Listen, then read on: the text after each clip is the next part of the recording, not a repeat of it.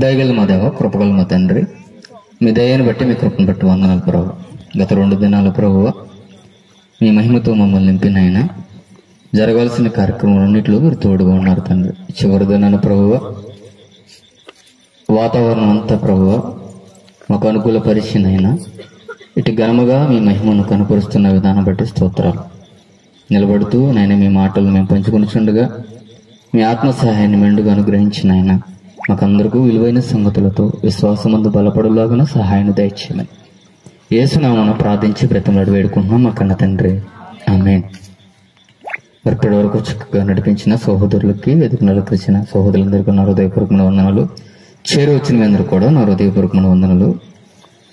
ప్రాముఖ్యమైన సమయంలోకి వచ్చే కనుక కొద్ది నిమిషాలు దేవుని వాక్యాన్ని మనందరం ఆలోచింపజేద్దాం. ప్రకటనలో తెలియజేసిన రీతిగా క్రైస్తవ్యంలో మరుగవుతున్న క్రీస్తు తత్వాన్ని కాస్తంత పక్కన పెడితే మొట్టమొదటిగా మనం ఆలోచించవలసిన విషయం ఏంటంటే, మనం క్రైస్తవులమా అనే భావన మనకి అర్థమైతే ఆ తర్వాత మనలో తత్వం ఉందో, మూర్ఖత్వం ఉందో, పాపతత్వం ఉందో మనకు అర్థమవుతుంది. ఎందుకంటే మనకు మనమే ప్రతిదాన్ని ఊహించుకుంటాం. ఎందుకంటే ఒకరి నడతలంటే వాడి దృష్టికి ఎలా కనబడతాయి? చాలా పర్ఫెక్ట్గా కనపడతాయి. తొదగా అవి ఎక్కడికి పోతాయి? మరణానికి. ఇలా మనం ఆలోచించగలిగితే, లేదండి మేము క్రైస్తవులు అని చెప్తారు. మా తాత క్రైస్తవుడు, మా మామ క్రైస్తవుడు, మా నాన్న క్రైస్తవుడు, మా అన్న క్రైస్తవుడు, ఇంక్లూడ్ నేను కూడా క్రైస్తవుడు, నా భార్య కూడా ఎవరు క్రైస్తవుడు. ఇలా మనం హిస్టరీ చెప్పుకుంటూ ఆల్రెడీ నువ్వు చూడాలంటే సర్టిఫికేట్లో కూడా అదే ఉంటుంది. అంటే తాతలు చెప్పుకుని సర్టిఫికేట్లు చెప్పుకుంటే క్రైస్తవుడు అయిపోం. లేదండి ఎందుకు కాదండి, ఆదివారం లెగ్గానే పొద్దున్నే చక్కగా తలస్నానం చేసి చక్కటి చీర కట్టుకుని ఇలా చక్కటి బట్టలు వేసుకుని చక్కగా పద్ధతిగా మేము ఆరాధనలోకి చర్చిలోకి వెళ్ళిపోతామండి.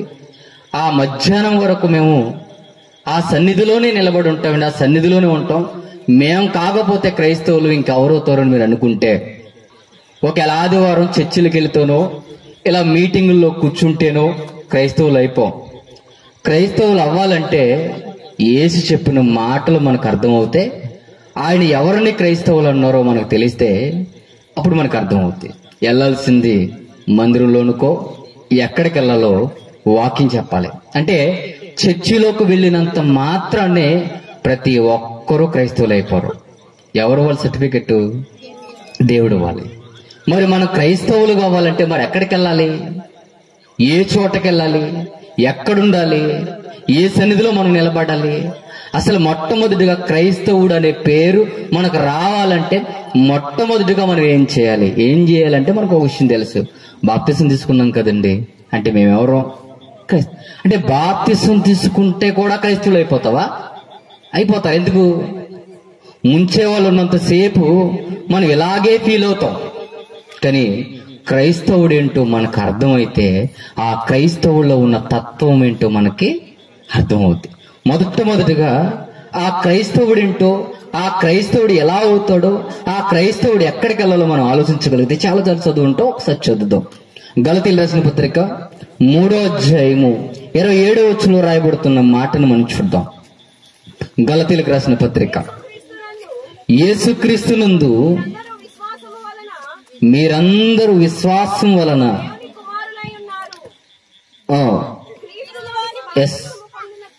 చదవము. క్రీస్తులోనికి బాప్తిసం పొందిన మీరందరూ క్రీస్తును ధరించుకొని ఉన్నారు అన్నాడు. జాగ్రత్తగా విందాం. ఒక చిన్న విషయం ఉంది. మందిరంలోకి వెళ్ళిన వాడు అందరూ చెప్తున్నాడా? క్రీస్తులోకి వెళ్ళినాడని చెప్తున్నాడా? ఇప్పుడు క్రైస్తవుడు అవ్వాలంటే ఎక్కడికి వెళ్ళాలి? క్రీస్తులోకి వెళ్ళాలి. చర్చిలో కాదు. ఎక్కడికి వెళ్ళాలి? క్రీస్తులోకి వెళ్ళాలి. మరి మనం ఎక్కడికి వెళ్ళాం? చర్చిలోకి వెళ్ళామంతే. క్రీస్తులోకి అయితే మరి ఎక్కడికి వెళ్ళాలి? ఇప్పుడు క్రీస్తులోకి వెళ్ళాలి. క్రీస్తులోకి వెళ్ళడం అంటే ఏంటి? బాప్తిసం అనుకుంటున్నారేమో. బాప్తిసమే కదండి తీసుకున్నాం, ఆల్రెడీ క్రీస్తు తత్వంలోకి వచ్చేమనుకుంటున్నారేమో. క్రీస్తులోకి వెళ్ళడం అంటే ఏంటో తెలుసా? ఆ లోతుల్లోకి వెళితేనే గాని ఆ తత్వం ఏంటో మనకు అర్థం అవ్వదు. మరి ఆ లోకేంటి అంటే వాక్యం మరలా మనకు ఒక వివరణ ఇస్తుంది. త్వరగా చూద్దాం, సమయం లేదు కాబట్టి ముందుకు వెళ్దాం. రోమీయులకు రాసిన పత్రిక 6వ అధ్యాయం 3వ వచనంలో రాయబడుతున్న స్పష్టమైన మాటలు మాట్లాడుతున్న అపోస్తుడైన పౌలు గారు వివరిస్తున్న సందర్భం చూద్దాం. క్రీస్తు యేసులోనికి బాప్తిసం పొందిన మనం అందరము ఆయన మరణములోనికి బాప్తిసం పొందితమని మీరు ఎరుగురా అన్నట్టు. మీరు తీసుకున్నదే బాప్తిసం ఉండాలి. అయితే పెళ్లికైనా ఉండాలి, లేదా అందరు తీసుకుంటున్నారన్న తీసుకున్న వాల్యూలో అని ఉండాలి. ఇప్పుడు ఏమన్నారు? క్రీస్తులోనికి బాప్తిసం తీసుకోవాలి. దేనికి తీసుకోవాలి? ఆయన లోనికి వెళ్ళడానికి తీసుకోవాలి. మరి మనం దేనికి తీసుకుంటున్నాం? అయితే పెళ్లికి తీసుకుంటాం, లేదా సంఘంలో చేరడానికైనా తీసుకుంటాం. ఇప్పుడు ఆయన ఏం చెప్తున్నాడు అంటే క్రీస్తు లోనికి వెళ్ళాలి. ఆ లోనికి అంటే క్రీస్తు మరణములోనికి నువ్వు వెళ్ళిపోవాలి అని చెప్తున్నాడు. ఎక్కడికి వెళ్ళిపోవాలంట? క్రీస్తు మరణములోనికి నువ్వు వెళ్ళిపోవాలి. ఆ మరణంలోనికి ఎక్కడికి? ఆ క్రీస్తు లోనికి వెళ్ళడం అంటే ఏంటా విధానం? ఏంటా విధానం? ఆ క్రీస్తులోనికి మనం చేరడం అంటే ఏంటి? ఆ క్రీస్తులో మనం బ్రతకడం అంటే ఏంటి? ఆ క్రీస్తు లోపల ఉన్న విధానం ఏంటి? మనకి ఏం తెలుసు అంటే చర్చిలో 4 గోడలు ఉంటాయని తెలుసు, ఆ చర్చిలో 100 మంది ఉంటారని తెలుసు, ఆ చర్చిలో ఒక బైబిల్ ఉంటుందని తెలుసు, ఆ బైబిల్లో ఏదో ఒక మాట చెప్తారని తెలుసు తప్ప ఆ బైబిల్లో ఆయనలో ఏముందో మనకి ఎప్పటికీ సరిగ్గా తెలీదు. ఏం తెలుసు మనకి అంటే పాటలు పాడడం బాగా తెలుసు, ప్రార్థన చేయడం బాగా తెలుసు. క్రీస్తులోనికి ఎలా వెళ్ళడం అనేది మనకి తెలీదు. వెళ్తే కదా ఆయన తత్వం ఏంటో మనకు అర్థమయ్యేది. ఆయన గురించి ఏంటో మనకు అర్థమైతేనే కదా ఆ బ్రతుకులో ఉన్న విధానం ఏంటో మనకు అర్థమైంది. మనకు అర్థం అవ్వాలంటే మనం వెళ్లాల్సింది ఎవరిలో కంటే చర్చిలో కాదు, ముందుగా క్రీస్తులోకి వెళ్ళాలి. ఆ క్రీస్తులోకి ఏంటంటే ఆయన మరలా వివరిస్తూ 6వ వచనంలో రాయబడుతున్న మాట చూడండి. ఏమంటారు? ఏమనగా అంటున్నాడు, ఏమనగా మనమికను పాపమునకు దాసులు కాకుండుటకు పాప శరీరము నిరర్ధకమగునట్లు మన ప్రాచీన స్వభావమును ఆయనతో కూడా చంపేయాలి అన్నాడు. చూడండి, ఆయనలోకి వెళ్ళడం అంటే ఏంటి? ఆయన నీలా ఎలా పడితే అలా బ్రతకలేదు. ఆయనలోకి వెళ్ళడం ఎలా బ్రతకాలి? మనం ఎలా బతుకుతున్నాం? ఆయన ఎలా బతికాడు, మనం ఎలా బతుకుతున్నాం? ఆయన మనకలాగా రేపటి గురించి బతకలేదు. ఆయన మనకలాగా లోక సంబంధంలో ఏదో సంపాదించుకోవాలని బ్రతకలేదైనా, లోకంలో సుఖ సంతోషాల కోసం బ్రతకలేదైనా. దేనికి బ్రతికాడంటే ఈ లోక ప్రపంచాన్ని అంతటకు బ్రతికించడం కోసం ఆయన సిలువ మరణంలోకి వెళ్ళిపోయాడు. ఇప్పుడు చెప్తున్నాడు, నాలోకి వచ్చేవాడు తనను తాను చంపేసుకోవాలి. ఏంటంటే నీ స్వభావాన్ని అని చెప్తున్నాడు. ఏ శరీరం అంట? పాప శరీరానికి సిలువ వేసేయాలి. ఆయనలోకి రావడం అంటే ఆ మందిలోనికి వెళ్ళడం కదా. ఆయనలోకి రావడం అంటే తెలుసా? నీ ఆలోచనలు, నీ విధానాలు, నీ నడవడుకులు ప్రతీదీ చేంజ్ చేయాలి. ఏ ఒక్కరిలో అయినా మారిందా చెప్పండి? ఏ ఒక్కరిలో? మన మందిరానికి వెళ్తూ ఉంటాం, బూతులు మాట్లాడుతూనే ఉంటాం, మన పాటలు పాడుతూ ఉంటాం, ద్వేషిస్తూనే ఉంటాం, మనం ప్రార్థన చేస్తూ ఉంటాం, పక్కోలంటే పడనట్టుగా ఉంటాం, మనం అన్ని విధాలుగా మాట్లాడుతూ ఉంటాం, నోటంట బూతులు మాట్లాడడం, అసహ్యమైన కార్యాల వదలో అన్ని రుద్దుకుంటాం, రాజకీయ రంకులో కూడా మనం ఉంటాం. మనం ఏం చెప్తాం అంటే క్రైస్తవులు అంటాం. వెళ్ళాల్సింది ఎక్కడికి? క్రీస్తులోనికి. ఒక్కసారి ఆయనలోకి వెళితే లోకముతో ఏ సంబంధం ఉండడానికి వీలేదు. మరి ఏంటంటే మనం క్రైస్తవులను చెప్పుకుంటూ ఎలా బతుకుతున్నామంటే లోకానుసారంగా బ్రతకట్లేదు. ఈరోజు ఏ ఒక్కరిని చూడండి, నేను విశ్వాసిని, నేను క్రైస్తవుడిని చెప్పుకునే వాడిలో ఏ ఒక్కరిలో ఉంది చెప్పండి ఆయన తత్వం అంటే? ఏ ఒక్కరిలో ఆయన తత్వం కనబడడం లేదు. ఆయనలోకి వెళ్ళడం అంటే ఏంటి? ఆయనలోకి వెళ్ళేవాడిలో ఎలా బ్రతకాలో తెలుసా? ఆయనలా బ్రతకాలి, ఆయనలా జీవించాలి. ఆయన శత్రువుని ప్రేమించే తత్వం ఆయనది, పగవాడిని కూడా ఆదరించే తత్వం అయింది. ఆయనలో ఎన్నో రకాలమైన మంచి లక్షణాలు ఉన్నాయి. ఈ రోజు ఆయనలో మనం క్రైస్తవులు మనం చెప్పుకుంటూ ఏ విధంగా బతుకుతాం చెప్పండి? మనందరూ గుండెల మీద చేసుకుని నీకు నువ్వు నేకు నాని వేసుకుని ప్రార్థనకి వెళ్తున్నా మనం కనీసం మన పక్కనున్న సహోదరుని ప్రేమించే తత్వం మనలో ఉందా? ఉందా చెప్పండి? ఏంటి పేరు కంటే క్రైస్తువుని చెప్పుకునే అర్హత లేదు. ఎందుకు లేదంటే ఆ క్రీస్తులోకి నువ్వు రాగానే నీలో పాప శరీరం అంతా చచ్చిపోవాలి. చచ్చింది మనలో. ఆ మోహపు చూపు చావలేదు, ఆ అబద్ధ బతుకు చావలేదు, వేషధారణ జీవితం చావలేదు. నలుగురుంటే ఒకలాగా, ఒకరుంటే ఒకలాగా, నాలుగు మడతేసే మాటలు మాట్లాడే బ్రతుకులు మనవే. చెప్పండి, మన బ్రతుకులు ఏమన్నా మారినాయా? మన బ్రతుకులు ఏ ఒక్కోసన్నా మన జీవితాల్లో మారలేదు. ఎందుకు మారలేదంటే మన పైకే క్రైస్తవులుగా చెప్పుకుంటున్నాం తప్ప మనలో ఆయనలోనికి మనం అసలు వెళ్ళదు. ఏంటంటే మనకు తెలిసింది ఏంటంటే ఆ మందిర్లోనికి వెళ్ళడం మాత్రమే తెలుసు తప్ప క్రీస్తులోనికి వెళ్ళడం అంటే ఏంటో మనకి తెలియలేదు. ఏం చెప్తున్నారంటే ఇదిగో బాప్తిసం తీసుకుంటే సరిపోద్ది అనుకునే వాళ్ళమే తప్ప బాప్తిసం తీసుకుంటే కాదు, నువ్వు ఒక్కసారి అక్కడ మూలగడానికి వెళ్ళినప్పుడు నీ నిర్ణయం ఏంటో తెలుసా? ఇదిగో ఇక్కడ నుండి నేను ఎక్కడికి వెళ్ళిపోవాలి? పౌలు గారు బతుకుతున్న జీవితంలో ఆ నీచకరమైన బ్రతుకుల్లో బతుకుతున్న ఆయన ఓ పదం అంటాడు ఏంటో తెలుసా? ఇక జీవించేవాడు నేను. మరి ఎవరు? క్రీస్తే నా యందు జీవించాలి అంటే నా యందు ఎవరు కనబడాలి? క్రీస్తు కనబడాలి. అంటే ఆయనలోకి వెళ్ళినోడు ఎలా బ్రతకాలి? క్రీస్తులా బ్రతకాలి, క్రీస్తు తత్వంతో బ్రతకాలి. ఈ రోజు మనం అలా బ్రతుకుతే నడవడికలు మన దగ్గర ఉన్నాయా? అలాగే మనం బ్రతుకుతున్నామా? అలాంటి నడవడికలే మన దగ్గర ఉన్నాయా? అలాంటి బ్రతికే మన దగ్గర ఉంటే లేదు. ఏంటంటే నామకార్థంగా ఉన్నామంతే క్రైస్తవులు తప్ప మనమైతే నిక్కర్షమైన క్రైస్తవులు. ఎక్కడికి వెళ్ళిపోవాలంటే ఆయనలో నిలబడాలి. మనందరం చెప్తున్న మాటలు మరొక మాటను మనం చూడగలిగితే గలతీయులకు రాసిన పత్రిక 5వ అధ్యాయంలో 23వ వచనంలో రాయబడుతున్న మాట చూడండి. గలతీయులకు రాసిన పత్రిక 5వ అధ్యాయం 23వ వచనం. ఇట్టి వాటికి విరోధమైన నియమం ఏదియు లేదు, క్రీస్తు యేసు సంబంధులు శరీరమును దాని ఇచ్చలతోనూ దురాశలను సిలువ వేసి ఉన్నారు అన్నట్టు చూడండి. అంటే ఆయనలోకి వచ్చిన వాడు దేనికి సిలువేయాలి? నువ్వు చచ్చిపోయి మరలా బ్రతకాలి. దేంట్లో? ఈ పాప శరీరాన్ని ఏం చేయాలి? చంపేయాలి. ఒకప్పుడు మునుపున్న ఏ ప్రవర్తన అయితే ఉందో నువ్వు క్రీస్తులోకి వచ్చిన తర్వాత మరలా అలాంటి ప్రవర్తన కనబడడానికి లేదు. వాళ్ళు ఎలాంటి శరీర ఎచ్చలని ఏం చేశారు?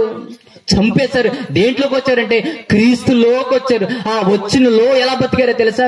ఆ శరీరానికి ఎలాంటి తావుకుండా, శరీరానికి ఎలాంటి లక్షణాలు అలవర్చకుండా ఎలా బ్రతికారంటే చెప్తున్నాడు. ఇదిగో సిలువ వేసేశారు. ప్రతి దానికి చెడు ఆలోచన చంపేశారు, పాపపు ఆలోచన చంపేశారు, అబద్ధపు ఆలోచన చంపేశారు, మోసపు ఆలోచన చంపేశారు. ఈ లోక సంబంధంగా ఏ ఆలోచన వాళ్ళకు పుట్టనవ్వకుండా క్రీస్తులా బ్రతికిన వాళ్ళు ఎవరో?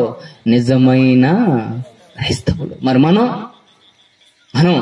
మందిరంలో ఉంటే ఒకలాగా ఉంటాం, బయటకు వస్తే ఒకలాగా ఉంటాం. చూడండి, సంఘంలో చాలా మంది ప్రార్థన చేస్తారు. వాళ్ళేం తప్పట్టలేదు కదా, వాళ్ళ క్యారెక్టర్ గురించి చెప్తున్నారు. ఓ చేస్తారండి ఇంత బారున. మళ్ళీ అదే నోరుతో ఏం చేస్తారు? చెప్పండి ఏం చేస్తారు? ఎంతైతే ప్రార్థన చేస్తుందో అంతకు డబల్ ఏం చేస్తారు?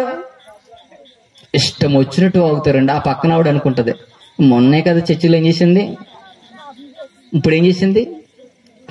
అప్పుడే ఆత్మీయతో పాడతారండి. ఆ పాడిన వాళ్ళు మరలా ఏం చేస్తారు? బయట అదే పెదాలతో స్తుతిస్తూ, అదే పెదాలతో ఆరాధిస్తూ మరలా బయట ఏం చేస్తున్నావు? ఎక్కడ చంపేం చెప్పండి? మన ఆలోచనలు చచ్చినాయా? మనం ఏమన్నామంటే ఇదిగో మందిరంలోకి వెళ్ళిపోతున్నావు అనే ఫీలింగ్ తప్ప లేదు. నువ్వు వెళ్ళిన ఉపయోగమేమి? వెళ్ళాల్సింది మొట్టమొదటికి ఎక్కడికో తెలుసా? క్రీస్తులోకి వెళ్ళిన తర్వాత అప్పుడు ఎక్కడికి వెళ్ళు? మందిరంలోకి వెళ్ళి అప్పుడు ఎలా బతకాలో చెప్తాడు. అంతేగాని మనం మొట్టమొదటి ఎక్కడికి వెళ్తా నేర్చుకున్నామంటే ఆదరించుకోవడానికి ఆ మందిరానికి వెళ్ళి ఏదో ఆ టయాన్ని మన పనులన్నీ పక్కన పెట్టి ఆ రోజు వెళ్ళామా వచ్చామన్నా తప్ప ఏ రోజైనా ఎందుకు వెళ్తున్నావు ఒక్కసారి ఆలోచించావా? దేనికి ఇన్ని సంవత్సరాలు? సుమారుగా సంవత్సరానికి 52 వారాలు అయితే ఈ 52 వారాల్లో నువ్వేం మార్చుకున్నావు? ఒక్కసారి నీ హృదయం మీద చేసుకుని ఆలోచించు. నేను క్రీస్తులోకి వచ్చిన తర్వాత, బాప్తిసం పొందిన తర్వాత నా క్యారెక్టర్ ఏమైనా మారిందని ఒక్కసారి నీ హృదయం మీద ఆలోచించుకో. ఏ రోజైనా మారిందా? అప్పుడు ఎలాగున్నావో ఇప్పుడు అలా. ఏముంది మనలో మార్పు? ఏం బ్రతికే మనలో మార్పు? ఏం మారింది మన జీవితంలో మార్పు? ఏం మారలా. అప్పుడు ఎలాగున్నారో ఇప్పుడు కూడా అలాగే ఉన్నారు. ఎవరు అలా ఉండాలంటే ఇది క్రైస్తవుల్లాగా ఉండాలి. ఎలా బ్రతకాలంటే నీతిగా బ్రతకాలి, యథార్థంగా బ్రతకాలి, ఈ క్రీస్తులాగానే బ్రతకాలి. ఎందుకంటే నువ్వు ఎవరిలోకి వచ్చావు? క్రీస్తులా. మనం ఎక్కడికి వచ్చావు? మందిర్లోకి వచ్చావు కాబట్టి అలా ఉన్నాం. మనం కూడా క్రీస్తులోకి వెళ్తే ఎలా ఉంటాం? చెప్పండి, ఎలా ఉంటాం? మొదటి శతాబ్దపు క్రైస్తవుల్లా ఉంటాం. యెరూషలేములో ఆ మొట్టమొదటికున్న పునాది కలిగిన సంఘానికి ఒకరోజు భయంకరమైన హింస ఏర్పడింది. ఏంటంటే అది స్తెఫను మరణం. ఈ స్తెఫను మరణానికి ఏం జరిగిందంటే సమాజాన్నంతా చూసి మాట్లాడుతున్నాడు. స్తెఫను ఏమంటున్నాడంటే ముష్కరులారా అన్నాడు. ఏంటి? వాళ్ళందరూ ఎవరు? దేవుణ్ణి కలిగిన వారు. వాళ్ళని చూసి మాట్లాడుతున్నారు. ఏమని? మీరు మూర్ఖులు. ఎన్ని చెప్పినా, ఎన్ని పదాలు చెప్పినా, ఎన్ని మాటలు చెప్పినా మీ బ్రతుకులు కానీ, మీ నడవడికలు కానీ ఎప్పుడు మారవు. మీ బ్రతుకులు ఏంటంటే ఇదే, ఇలాగే బతుకుతారు. మీ జీవితాలకి ఎలాంటి మార్పు అనేది రాదన్నందుకు స్టెఫన్ ఏం చేశారో తెలుసా? రాళ్లతో కొట్టి చంపేశారు. ఎందుకు? నిజం మాట్లాడాడు. నిజం మాట్లాడేవాడికి సమాజంలో ఏముండదు? చోటు ఉండదు, నిలకడమైన స్థానం ఉండదు. మరి ఏం చెప్పాలి? మీరు మూర్ఖులుగా బతికినా, పనికిమాలుగా తిరిగినా, నువ్వు దశంభాగం ఇచ్చో లేకపోతే ఏదో చేసో, ఓ నువ్వు ఇలా వెళ్ళిపోతే చెబితే బాగుంటది. బ్రతుకును సరిదిద్దుకునే మాటలు చెప్తే ఈరోజు ఏ క్రైస్తవ్యానికి నచ్చదో.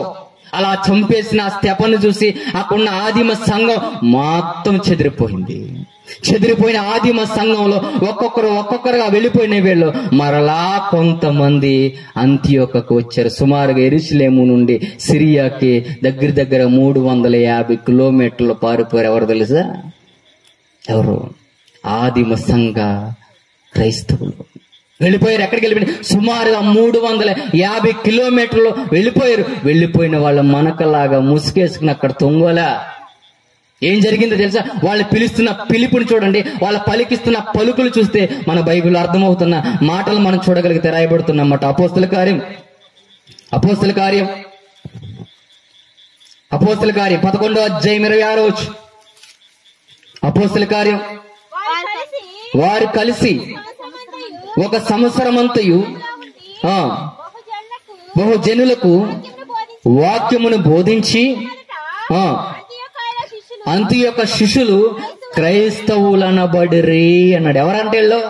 అంతియొక్కలో ఉన్న శిష్యులు. ఏమనిపించారు? ఏం పిలబడ్డారంట? క్రైస్తవులు అన్నారంట. అక్కడికి ఎవరు వచ్చారంటే బర్నబా గారు వచ్చారు. బర్నబా గారు రాగానే వచ్చిన తర్వాత మరలా సౌలు ఎక్కడున్నాడని మరలా వెళ్ళిపోయి ఆ సౌలు తెచ్చుకున్నాడు. సుమారుగా సంవత్సరం అంతియొక్కలో సువార్తను ప్రకటించి సర్టిఫికెట్ ఇస్తున్నాడు. ఎవరికి? అంతియొక్కలో ఉన్న శిష్యులు. ఏమని పిలిచాడు తెలుసా? క్రైస్తవులు అన్నాడు. చూడండి, అంతియొక్కలో ఉన్న వాళ్ళు ఎందుకు క్రైస్తవులు అయ్యారు? అంతియొక్క సంఘంలోనే, ఆ అంతియొక్కలో సుమారుగా మరల ఎంతకాలం అంటే సంవత్సరం తర్వాత బర్నబా గారు మాట్లాడుతున్న విధానం చూడండి. వీళ్ళు ఎవరంట? క్రైస్తవులు. ఎప్పుడు చెప్పాడంటే సుమారుగా సంవత్సరం పట్టింది. సంవత్సరం దాకా ఏం చేశాడు? వాళ్ళని అబ్జర్వేషన్, మార్పు, వాళ్ళ విధానం, వాళ్ళ నడవడికను చూసి హెచ్చరించడానికి వచ్చాడు. హెచ్చరించిన వాడు ఒక సర్టిఫికేట్ ఇస్తున్నాడు. ఇగో మీరు మొట్టమొదటిగా అంతియొక్కలో ఉన్న వారిని క్రైస్తవులని పిలిచారంటే, క్రైస్తవులని పిలిచారంటే వీళ్ళు ఎక్కడికి వెళ్ళిన వాళ్ళు? మనకులాగా మందిరాల్లో దూరిన వాళ్ళు కాదు. ఎక్కడ? క్రీస్తులోకి వెళ్ళారు. క్రీస్తులోకి వెళ్ళారంటే వీళ్ళ ఏముండాలి? క్రీస్తు తత్వం అని ఏదో ఒకటి ఉండాలవద్దా? ఉండాలి.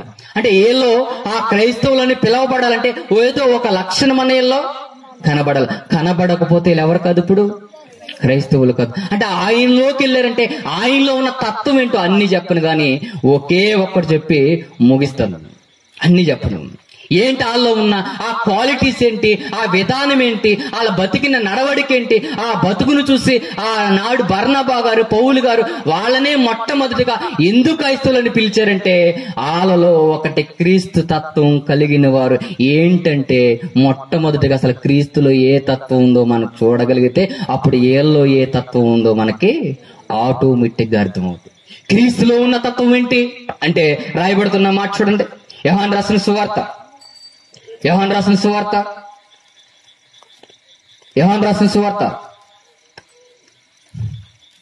అధ్యాయం 17వ వచనం. ధర్మశాస్త్రము మోషే ద్వారా అనుగ్రహింపబడిను, కృపయు సత్యమును యేసుక్రీస్తు ద్వారా. ధర్మశాస్త్రం అయితే ఎవరి ద్వారా వచ్చింది? మోషే ద్వారా. మరి కృప అయితే ఎవరి ద్వారా వచ్చింది? ఇప్పుడు ఆయనలో ఉన్న ఒక తత్వం ఏంటి? కృప. ఏంటా కృప అంటే ఎదుటి మనిషిని ప్రేమించే తత్వం. కృపకున్న మీనింగ్ అంటే జాలి, దయ, కరుణ. ఇవన్నీ ఆయనలో ఒక సద్భావం కలిగిన జీవితం అయింది.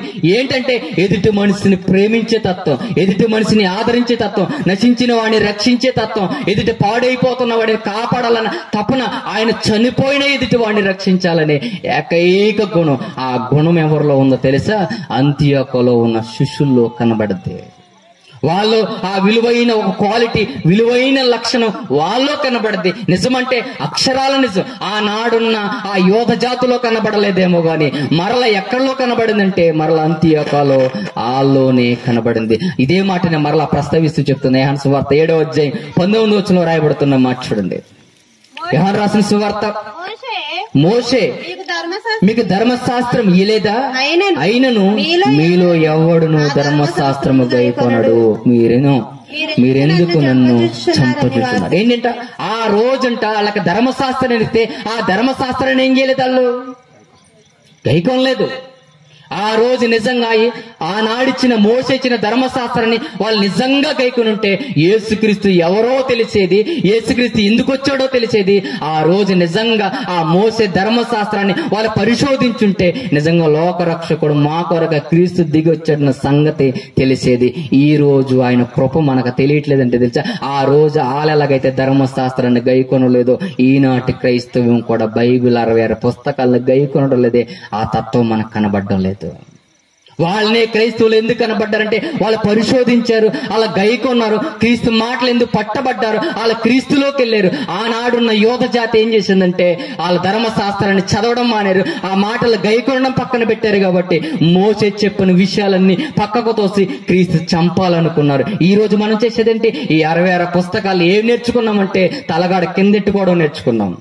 పొద్దున్నే వెళ్ళగానే ఆ బైబిల్ నెల తీసి ఆ మధ్యలో వచ్చే వచనం చదువుకోవటం నేర్చుకున్నాం తప్ప, ఏదో వాడికలు ఏదో ఒక వచనం తీసుకుని ఆ చూసుకుని వెళ్ళిపోయే బతుకు నేర్చుకున్నాము తప్ప, ఎప్పుడైనా మనసు పెట్టి ఈ విధానాన్ని మనం చదువుంటే ఆ క్రీస్తు తత్వం ఏంటో మనకి ఈ రోజు అర్థమయ్యేది. ఆ రోజు వాళ్ళకి ఎందుకు అర్థం అవ్వలేదంటే మోసే ధర్మశాస్త్రాన్ని చదవలేదు కాబట్టి క్రీస్తు అంటే ఏంటో వాళ్ళకి అర్థం కాలేదు. ఈ రోజు మనకు ఆయన అర్థం ఎందుకు అర్థం కాలేదంటే మనం కూడా ఈ వాక్యాన్ని ఏం చేస్తున్నావు తెలుసా, నామకార్థంగా చర్చికి వస్తున్నాం, తిరిగి వెళ్ళిపోతున్నాం. కానీ అంత్యోకలో ఉన్న వాళ్ళు అలా కాదు. క్రీస్తులోకి వెళ్ళిన తర్వాత ఆయన తత్వం ఏంటో, ఆయన నడవడిక ఏంటో, ఆయన విధానం ఏంటో తెలుసుకున్నారు. ఆయనలో ఉన్న తత్వం ఏంటంటే మొట్టమొదటిగా విలువైన తత్వం ఏంటంటే కృప. ఏంటంట కృప. ఇప్పుడు ఈ కృప ఎవరిలో కనబడాలి, అంతియోకలో ఉన్న వాళ్ళలో కనబడాలి. అసలు అంతియోకలో ఉన్న విధానం ఏంటో తెలుసా, అంతియోకలో ఉన్న జనులందరూ ఎవరు అనుకుంటున్నారు, క్రైస్తవులు కాదు. ఎవరు తెలుసా, వాళ్ళు పక్కా అన్య జనులు. అలాంటి అన్ని జనులు చెదిరిపోయిన వెళ్ళిన వారు ఏం స్థాపించారు తెలుసా, మరలా బలమైన పునాదిని ఒక సంఘాన్ని స్థాపించారు. ఎలాగంటే క్రీస్తు తత్వాన్ని చూపించి స్థాపించారు. ఈ రోజు మన క్రైస్తవులు బతుకుతున్న మనం గుండెల మీద చేసుకుని నీ ప్రవర్తన బట్టి నా ప్రవర్తన బట్టి ఏ ఒక్క వ్యక్తినైనా నేను రక్షించానని చెప్పుకునే దమ్ము మన దగ్గర ఉందా? ఏ ఒక్కరిలోనూ లేదు. ఏంటంటే మనం మాటలు చెప్పగలం తప్ప చేతుల్లో అయితే మన దగ్గర లేదు. ఆ రోజు అలా బతకలేదు వాళ్ళు. క్రీస్తుకున్న తత్వం ఏంటో, ఆయనకున్న నడవడికేంటో వాళ్ళ బ్రతుకులో చూపించారు. ఏంటంటే కృపను చూపించారు. పాడైపోతున్న వారిని, నశించిపోతున్న వారిని రక్షించాలని వీలైతే తనకున్న ఆస్తులను కూడా పంచిపెట్టిన బ్రతుకులు వాళ్ళే.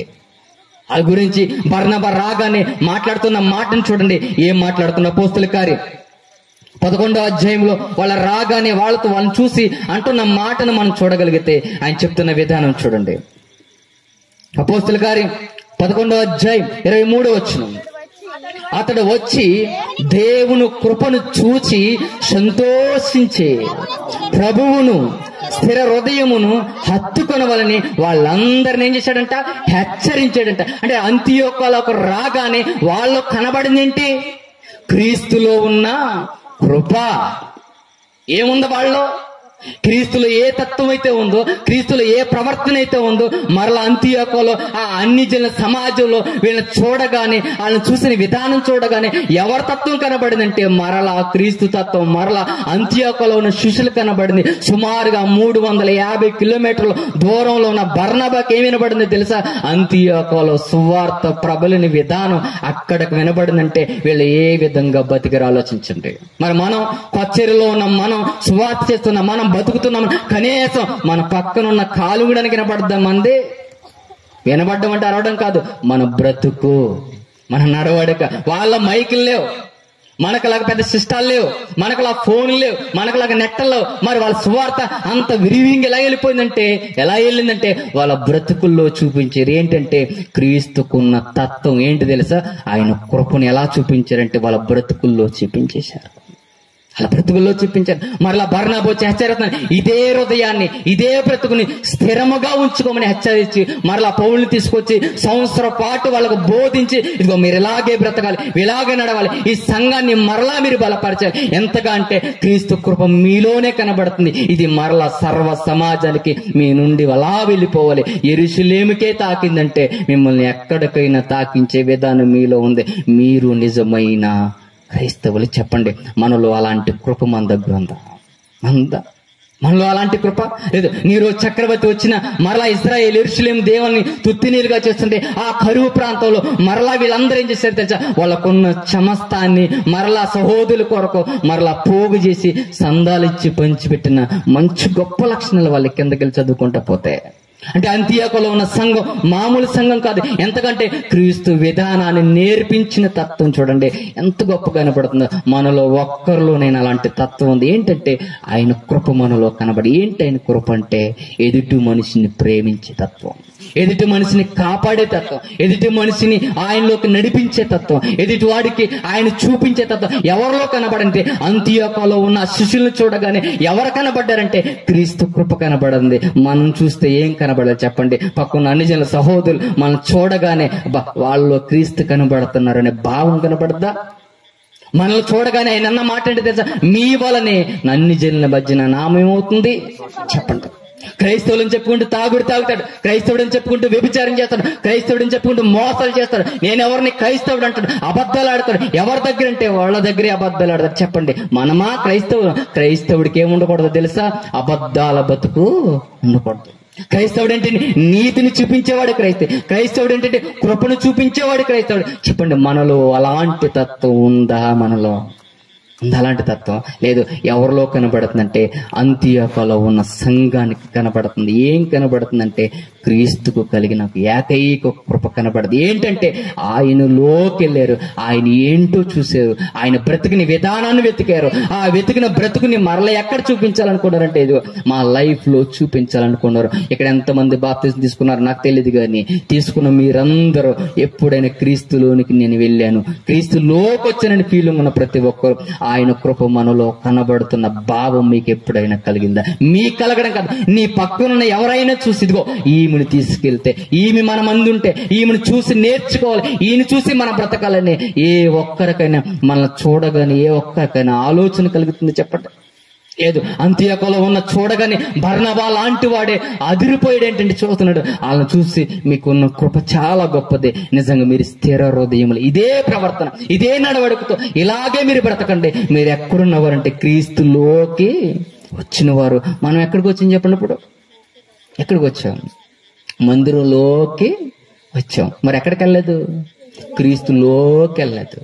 మందిరంలోకి వెళ్ళినా వెళ్ళకపోయినా పర్వాలేదు, కానీ ముందు నువ్వు ఎక్కడికి వెళ్ళాలి? క్రీస్తులోకి వెళ్ళడానికి నువ్వు ప్రయత్నిస్తే ఆయన కృప ఏంటో మనకి అర్థమవుతుంది, ఆయనలో ఉన్న బతికేంటో మనకు అర్థం. చూడండి, మనం అందరం క్రైస్తవులని చెప్పుకుంటూ, మనందరం క్రైస్తవ బ్రతుకులని చెప్పుకుంటూ, మనందరం క్రైస్తవుగా జీవిస్తున్నామని చెప్పుకుంటూ, నిజంగా ఎప్పుడైనా సహోదరుని ప్రేమించే తత్వం ఉందా? సహోదరిని ఆదరించే తత్వం మనలో ఉందా? క్రీస్తులో ఉన్న తత్వం ఏంటి? కృప అంటే ఏంటి? ప్రతి మనిషిని ప్రేమించే తత్వం. ఈ రోజు ఉందా అలాంటి తత్వం? చూడండి, ఎంతమంది మనలో అలాంటి తత్వం లేదు. నిజంగా మనం క్రైస్తవులమైతే ఇప్పుడు మనలో అంతియోకులో ఉన్న సంఘానికి ఉన్న తీవ్రత మనలో కూడా ఉండాలి. ఏం చూపించాలంటే ఇదిగో ఆయనకి కలిగిన కృప. ఏంటి ఆ కృప అంటే? సర్వ మానవాళ్ళని ప్రేమించే తత్వం. మరి మనలో పక్కనున్నవాడు కూడా మంచినీళ్ళ చొక్కను మనం ఇస్తామా చెప్పండి? ఇస్తారా?